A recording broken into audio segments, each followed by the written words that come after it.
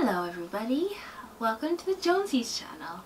I'm Candace, if you don't already know, and as you notice, I don't have my two sisters beside me. So I just thought I was going to do something, we're going to do something a little bit different today, give you a little bit of insight to myself. As the title on the video probably already says, but to start, my name is Candace, and I was a bully.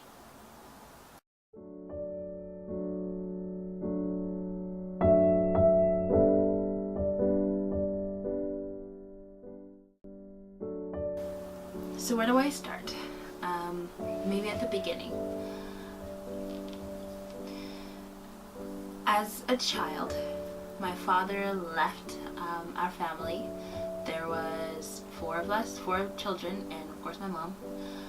And he left when I was about 6 years old. And when he left, he didn't necessarily help out.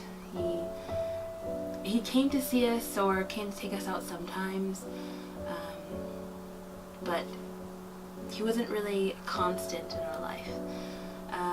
He wouldn't give my mom support and help to raise us, so in result of that, my childhood was really rough growing up. So because of that, I developed a few insecurities and about not having a dad when I see other children with their dad. And of course all of that just made me very angry. And of course, instead of talking about it, because you didn't do that back then. You didn't talk about your feelings. You kind of just, you be quiet, or you just let it go. You shouldn't be having those kind of troubles because you're so young. When in reality, it was really difficult for me. So that anger, that feeling of being abandoned by my father, of being not wanted by him, that kind of compacted and made me feel like I wasn't worth it, I wasn't good enough. Why would he leave me? Why would he leave his daughter? He chose to have children. He made that choice, but he didn't want to, or he couldn't find it in himself to stay around, And the thing is, as an adult now, if your relationship isn't, going the way you expect it to, that's what it is, right? But if you have a child, in my head, that child comes first. I'm not necessarily saying that you have to stay in that toxic relationship. That's not what I'm saying. If it's not generally not working, I'm not saying that you should be staying with them. But what I am saying is that if you do have to separate, okay, you do what you need to do for your situation. But if there is a child that you and your previous spouse had together, whether through marriage or otherwise, that child needs to be put first at all times. It's not necessarily about you and her or anymore. It's about that child. So yes, when I was about in grade, I want to say when I was 10, so maybe that's grade 5, I was very angry at the world because I felt like I was dealt something so badly that all these other kids around me get to have both parents, and my siblings and we just kind of had to suffer alone. So because it was a single parent family, of course money was a little bit lower than it usually was for other people. Food was hard to come by sometimes, or a bill that needed to be paid at a certain time.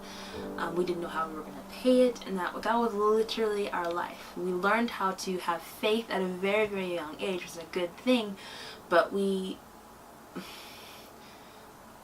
were always constantly worried, as much as, my mom, she did the best that she could, and she was the best. She's the strongest woman I'll ever know. She always did what she could. But sometimes you knew that something was going on. She might not tell you, but she'd probably make it really positive, and she wouldn't want to worry us at all. But we always knew if there was something that's going to be more difficult. So yes, with all those insecurities about my father, not feeling like my father didn't want me, or that we weren't good enough for my father or something like that,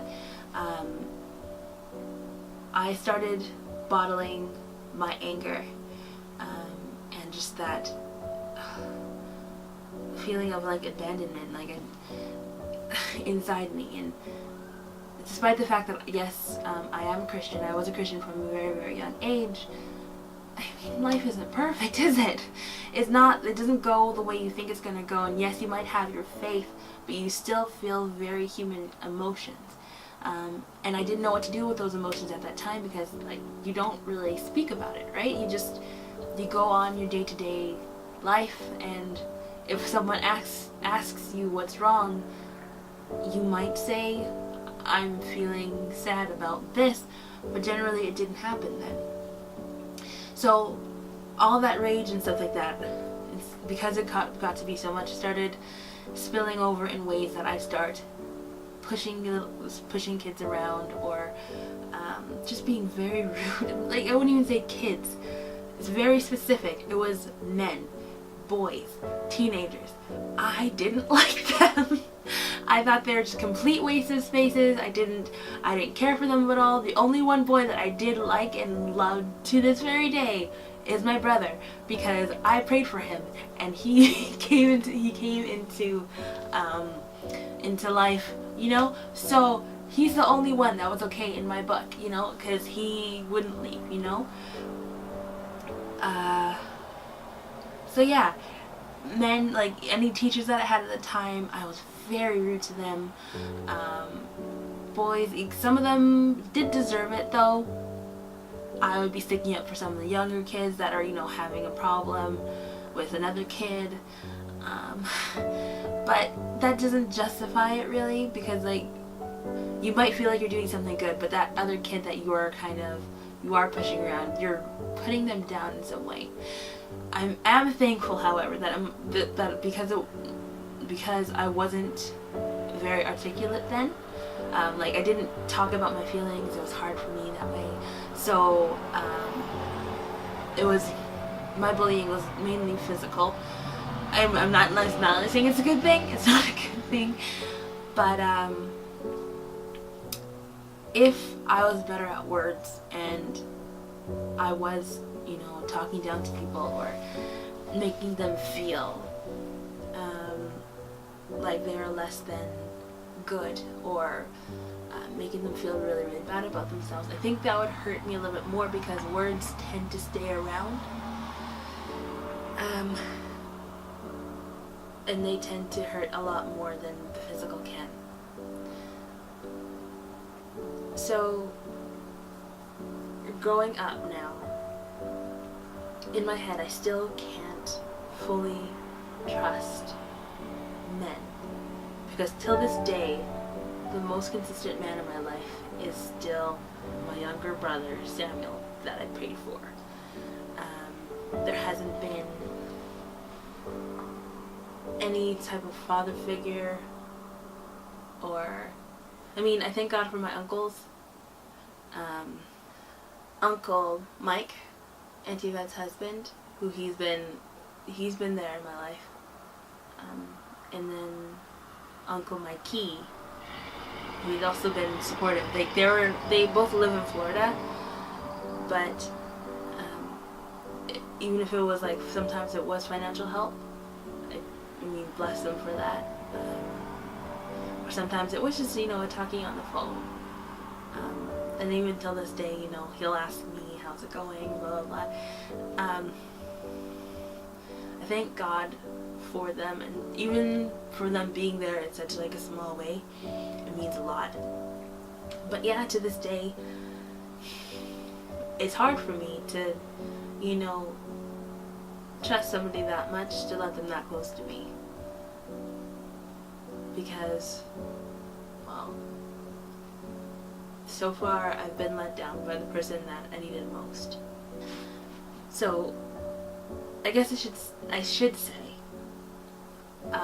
if there's anybody that actually watched, anybody from those past Bethel days that might perchance watch these videos, and I just so happen to have been bullied to you, I sincerely apologize. It was very wrong of me, and if something that I did back then is affecting you to this day, I apologize even more.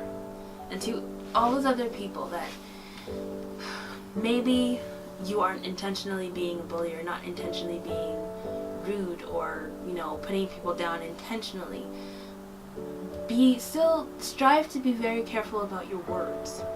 They have a lot more effect on other people than you think. And till this day, something I say to somebody, like something I think that wouldn't affect me, affects the other person quite a bit, and then that definitely that affects them in a really big way. Be careful what you say to other people. Something might affect you, might affect them for years and years to come. Always strive to be kind, to constantly lift people up and not bring people down. If you are having a bad day, try to pray about it. I mean, you might not be people of faith. I don't know who watches these videos sincerely, but there is always an upside to everything, and you do have a constant choice. Before you say certain things, there's always that, you know, it's almost like a second sense that, ooh, maybe this isn't the right thing that I should say. And if that comes to you, chances are you should not say that. If you're on the internet, per se, and maybe there is somebody that you don't like, and they say they put up a picture or they say something, that doesn't necessarily mean that you have to go on there and comment. You can just click away. You don't have to continue watching them. You don't have to be in that space. Even if you do not like them, you can find something else to watch. You can look at other pictures. I mean, there's things that you can do to like avoid being that negative light in someone's life. Those people that are other bullies, chances are, well, 100% actually, there's something going on in their lives that they're not really happy about, or they're having pressure on some other sense, or maybe they're getting abused in some way, whether emotionally or physically or something like that, and they just need some type of release.